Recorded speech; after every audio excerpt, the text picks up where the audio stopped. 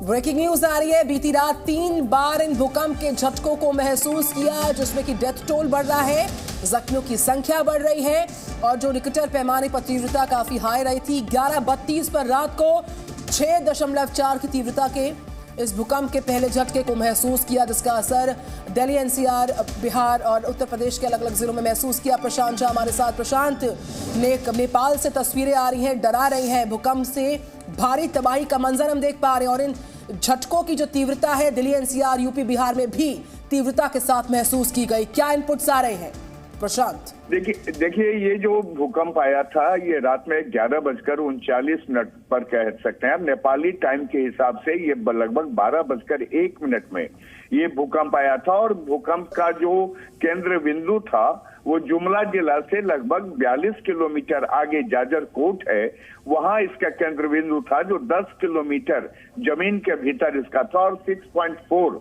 वहां ये रिकॉर्ड किया गया है कि ये तीव्रता थी इस भूकंप की।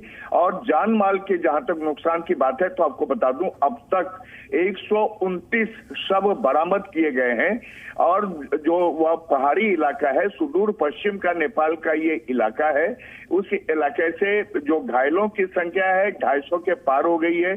खुद नेपाल के प्रधानमंत्री प्रचंड जो पुष्प कमल दहाल हैं प्रचंड, वो खुद 40 सदस्यीय मेडिकल टीम को लेकर के जाजरकोट पहुंच चुके हैं। जो वहां के आसपास के इलाके हैं जिसमें रुकुम है, जाजरकोट है, वहां सबसे ज्यादा मानवीय क्षति हुई है।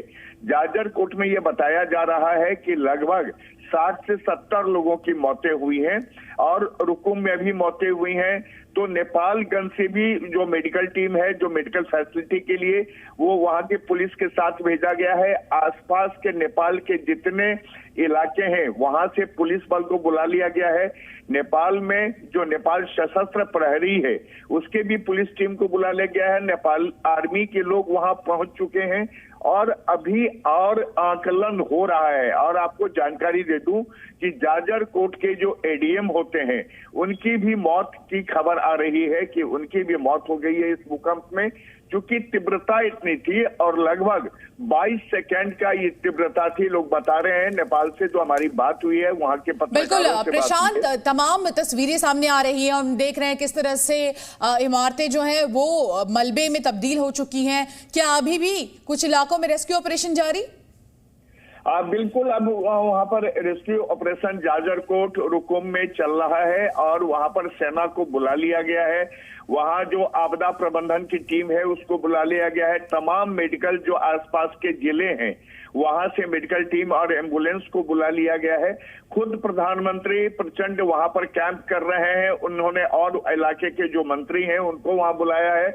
और एक तरह से समझ लीजिए ये भूकंप जो है इसका केंद्रबिंदु भले ही जुमला जिला था, लेकिन इसके चपेट में पूरा भारत का लगभग आधा भारत था, चीन था और इसके आसपास के देश थे। और समझ लीजिए कि ये बहुत ही जो 2015 के भूकंप के तरह ही इसके झटके थे, जो पटना में भी हमने महसूस किया, बाकी जगहों से भी लोगों ने महसूस किया। और अभी जो नेपाल की हालत है वहां पर प्रशांत, हम लौट रहे हैं आपके पास। इस बीच लगातार ब्रेकिंग न्यूज आ रही है, बढ़ सकती है मृतकों की संख्या नेपाल में।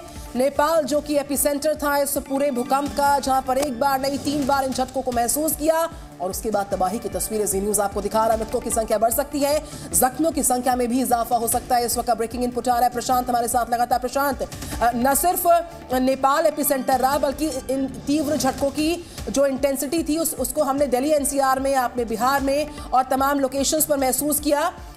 जानकारी आ रही है चूंकि एक बार नहीं 3 बार झटके महसूस हुए, लिहाजा डेथ टोल भी बढ़ सकता है और जो कैजुअलिटीज हैं उसमें तेजी के साथ इजाफा हो सकता है। रेस्क्यू ऑपरेशंस जारी।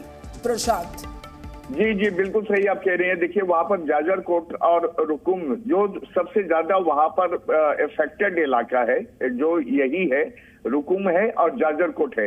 नेपालगंज से जो प्रहरी वहां पर भेजे गए, जो पुलिस वहां भेजे गए हैं, उनके साथ लगभग 40 लोगों की भी टीम है, पुलिस की टीम के साथ मेडिकल फैसिलिटी की टीम वहां भेजी गई है। और अब लगातार शव बरामद हो रहे हैं। जो घर वहां पर डैमेज हुए हैं उन घरों से शव बरामद किए जा रहे हैं। और आपको मैं बता दूं कि ये रात में नेपाली टाइम के हिसाब से 12 बजे के आसपास ये भूकंप का झटका आया था। लोग घरों में सो रहे थे, क्योंकि नेपाल में जो पहाड़ में रहने वाले लोग हैं वो लगभग 8-9 बजे के बाद बिस्तर पर चले जाते हैं। और उसके बाद इतना तीव्र झटका आया था, तो उसमें नुकसान की संख्या रात से ही अंदाजा लगाया जा सकता। आप बने रहिए हमारे साथ, तो लगातार हमारे सहयोगी प्रशांत जानकारी दे रहे हैं कि इस वक्त मौजूदा हालात वहां पर क्या है। और एक के बाद एक आप देखिए कि नेपाल भूकंप में अब तक क्या अपडेट है, ये हम आपको बता दें। नेपाल में 6.4 तीव्रता का भूकंप आया, जिसके बाद तबाही की तस्वीरें सामने आ रही हैं। 125 से ज्यादा लोगों की मौत हो गई है, जबकि 250 से ज्यादा लोग इस हादसे में घायल बताए जा रहे हैं। और तस्वीरें बयां कर रही हैं कि कितना भयानक वो मंजर था। नेपाल के जाजरकोट में भूकंप का मुख्य केंद्र बताया जा रहा है। तो जी न्यूज आपको इस पूरे अर्थक्वेक की सारी अपडेट्स बता रहा है। जमीन से 10 किलोमीटर नीचे एपिसेंटर रहा था नेपाल में, जिस तीव्र झटके को महसूस किया गया। और 3 बार देखिए, एक बार नहीं, 11:38 पर पहली बार, उसके बाद 12:14 पर और सुबह 4:01 पर इन झटकों को महसूस किया। और पहली बार 6.4 की इंटेंसिटी के इस पहले झटके को 11:32 पर महसूस किया गया नेपाल में। नेपाल वही लोकेशन जहां पर सर्वाधिक नुकसान हुआ है। जान माल का डेथ टोल भी बढ़ सकता है और जख्मियों की संख्या भी बढ़ सकती है। बिल्कुल, हमारे साथ हमारे सहयोगी प्रशांत लगातार इस बड़ी खबर पर जुड़े हुए। प्रशांत, ये आंकड़ा जो है आप जैसा कि बता रहे हैं कि रेस्क्यू ऑपरेशन अभी जारी है, ऐसे में बढ़ सकता है। साथ ही साथ बहुत सारे ऐसे भी लोग हैं जो इस वक्त अपने अपनों की तलाश में भी है, क्योंकि मलबे में भी बहुत सारे लोग दबे हुए हैं। क्या किसी भी तरह की कोई हेल्पलाइन नंबर या जानकारी साझा की गई है नेपाल सरकार की ओर से? मैं आपको बता दूं कि नेपाल के प्रधानमंत्री खुद वहां पर पहुंच गए हैं। उनके साथ मेडिकल टीम भी है, उनके अधिकारी भी साथ में हैं। वहां अभी कोई नंबर तो जारी नहीं किया गया है, लेकिन सरकार ने तत्काल काठमांडू से जो हेलीकॉप्टर्स है वो वहां बुला लिया गया है कि जो घायल हैं, जो गंभीर रूप से घायल हैं, उनको काठमांडू भेजा जा सके। आपको बता दूं कि काठमांडू से लगभग 500 किलोमीटर की दूरी पर यह सुदूर पश्चिम जिला है, जहां पर ये जुमला जिला है ये, और वहीं पर ये भूकंप की ये घटना हुई है। और सबसे बड़ी बात है कि रात की घटना है। अभी आंकड़े आ रहे हैं, जितना वहां पर रेस्क्यू ऑपरेशन चल रहा है, जो घर गिर गए हैं उसमें से जो शव लगातार बरामद हुए हैं। और ये अभी तक जो ऑफिशियल कंफर्मेशन है, 129 लोगों का कंफर्मेशन वहां कर दिया गया है। वहां के जो पुलिस के महानिरीक्षक हैं उन्होंने इसको कंफर्म भी किया है। बिल्कुल प्रशांत, अपडेट्स के लिए हम लौटेंगे आपके पास, आप बने रहिए हमारे साथ। इस बीच चूंकि लगातार अपडेट्स आ रहे हैं, नेपाल की हम बात करें जो कि एपिसेंटर था इस पूरे अर्थक्वेक का। शुक्रवार की रात भूकंप के बाद एक 3 झटकों को नेपाल में महसूस किया गया। बिल्कुल, भूकंप की वजह से नेपाल में 129 से अधिक लोगों की मौत हो चुकी है। वहीं अगर हम दिल्ली एनसीआर की बात करें तो दिल्ली एनसीआर समेत अलग अलग राज्यों में भी भूकंप के झटके महसूस किए गए। जी न्यूज़।